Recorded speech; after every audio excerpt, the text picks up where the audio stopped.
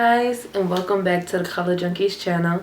So today I'm gonna do the 2016 recap video. 2016, everybody has been saying that's not their favorite year, and I'm the same. Like, I really didn't like 2016 at all. Like, that was not one of my best years. I think I liked 2015 more. 2014 was dope, but 2016 just, my whole life went.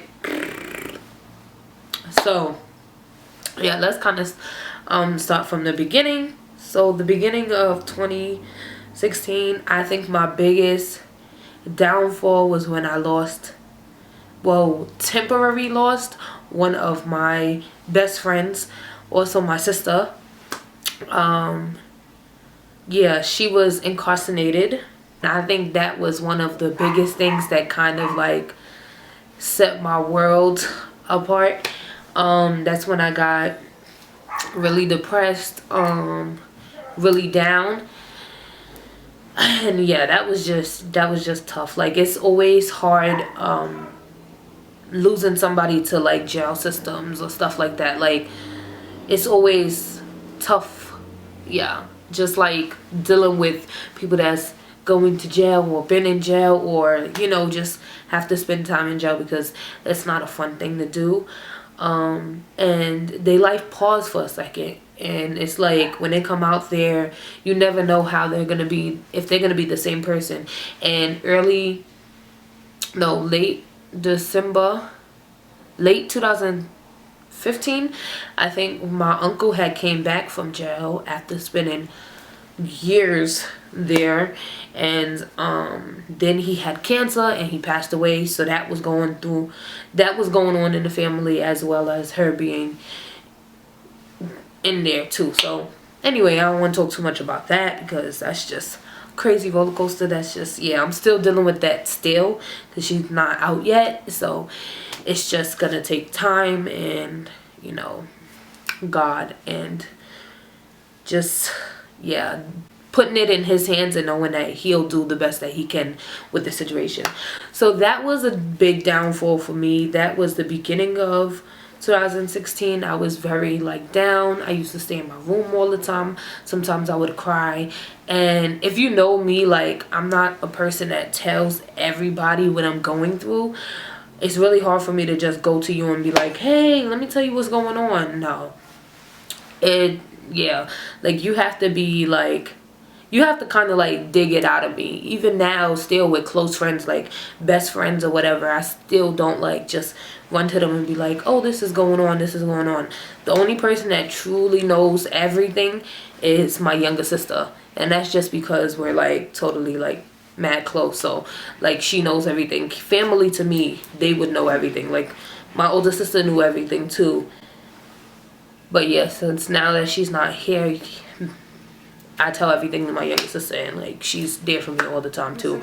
But in the beginning of 2016, I was in Georgia and she was in New York. So it wasn't like I couldn't just sit on the phone and be like, hey, you know, blah blah blah, this is going on, that's going on.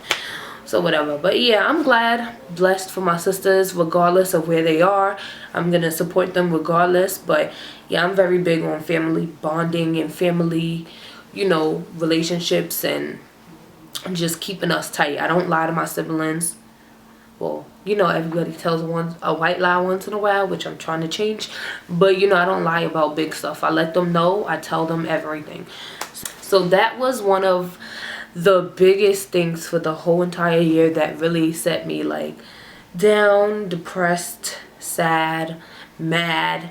You go through all them feelings when things like that, like when deaths happen, incarcerations happen, when stuff like that happen, you rethink a whole bunch of stuff. I want to get into that. So anyway, let me stop talking about it. So the second downfall, as we all know, I was dealing with terrible roommate issues. And in the beginning of 2016, this is when the roommate issues really got like it was just crazy tension between me and her. Like I would walk in and she wouldn't, like, I wouldn't say nothing to her, she wouldn't say nothing to me. We'd go separate ways into our own little rooms. But I mean, we lived in an apartment, so it was like we had to see each other, you know what I mean? But it was just, yeah, me and her was a hot mess. I remember one time we almost like physically fought over the sink because I was washing dishes and she needed it to use water real quick, and we just didn't like each other. So anything that each other would do, we would just really get into it. So it was getting terrible for that. So then that's worse, because when your living situation is bad, no matter if it's like the sister that you living with, y'all fighting, like that sets your whole mood, you know? Like you truly can't be in a good mood, because every time you see this person you're gonna be upset. Every time you see this person, it's gonna change your mood. When you see her first thing in the morning, you're already pissed off, you know what I mean? So like that affects you a lot, and it was affecting me also because I was away from home.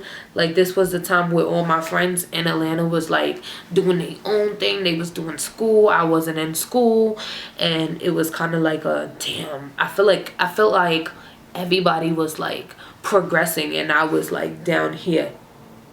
And that, honestly, that's the only way that I could make it out to be. Like I was legit not moving. I was just like, actually I was doing worse.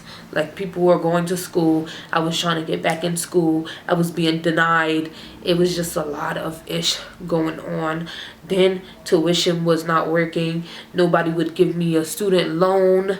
But yeah, if you guys want me to talk like in depth of like the school tribulations and stuff, you please give this video a thumbs up, and that let me know like y'all want to know more about it. But you know, I can't answer any questions. I'm trying to be open about school as much as possible, because honestly I went through it and other people are going through it, and other people can like not go through it if I say what I've been through, you know what I mean? Like it could kind of be like, I can stop other people from going through it if I say what I went through, so y'all can know the do's and don'ts of dealing with out-of-state tuition, dealing with on-campus housing, dealing with moving to another state, stuff like that. I think my biggest downfall of 2016 is when I was forced to leave Atlanta and come back to New York. That just kind of set it off. Yes, I was coming down here and I thought it was gonna be a brief little stay.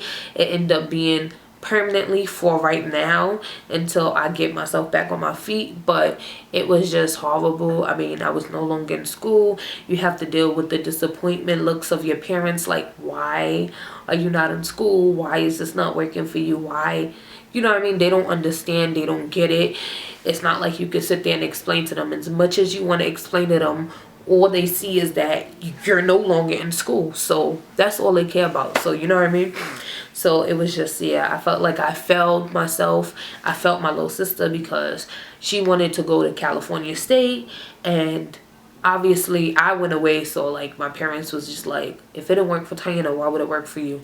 And that's kind of how they would see it, and that's kind of discouraging for her to go away also. Like, yeah, that was just, yeah, that was just sad. I had so many issues with that it was sad for me. I was heartbroken to move back from having your own space in an apartment to move into a place where you share a room with your little sister.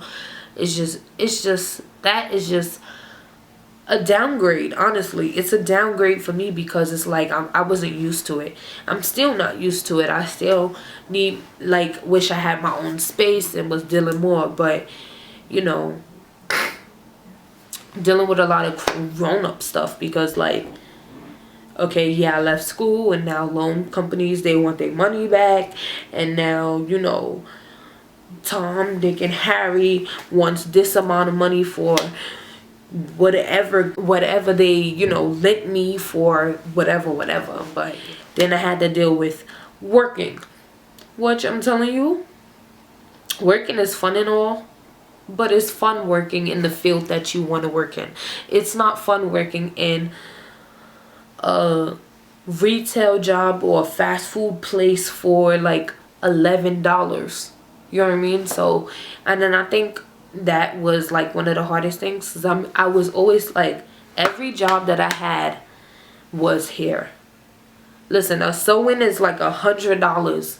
Well, I would do it for $100, but you know, people have their other prices. But I made my own prices when it came to hair, and I would tell you how much I want to do it for. And it was kind of like I make my own schedule. Oh, you want to come in at 5? Okay, I can have you at 5. You know what I mean?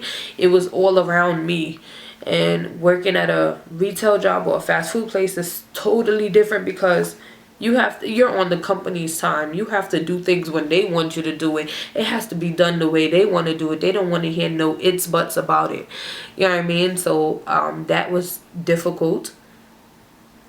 Being honest, it was difficult because I wasn't used to that.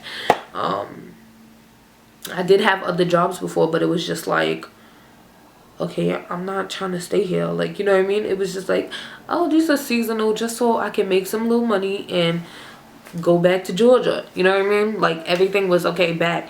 I never had to like make money to live off money. You know what I mean? Like, it was never like a thing where it was like, oh, living off of it.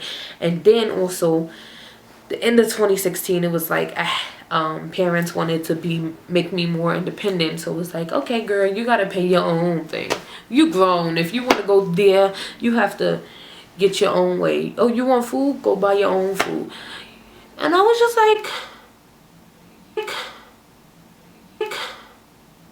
ain't y'all my parents? Like, it was, no, but it's serious. Like, that's how it was, and it still is like that now, and I'm not used to it. Like I said, as everybody know from my vlogs, is my face problems and my weight. Oh yes, those were minor issues, but they were more like issues within me. You know what I mean? Like, issues that I dealt with internally, because obviously when you gain weight or you lose weight to a point that you never had before, you definitely lose a little bit of your confidence. You definitely get a little insecure, and that was what I was dealing with. I was definitely not confident. I don't think I went to the beach the whole of 2016, summer of 2016.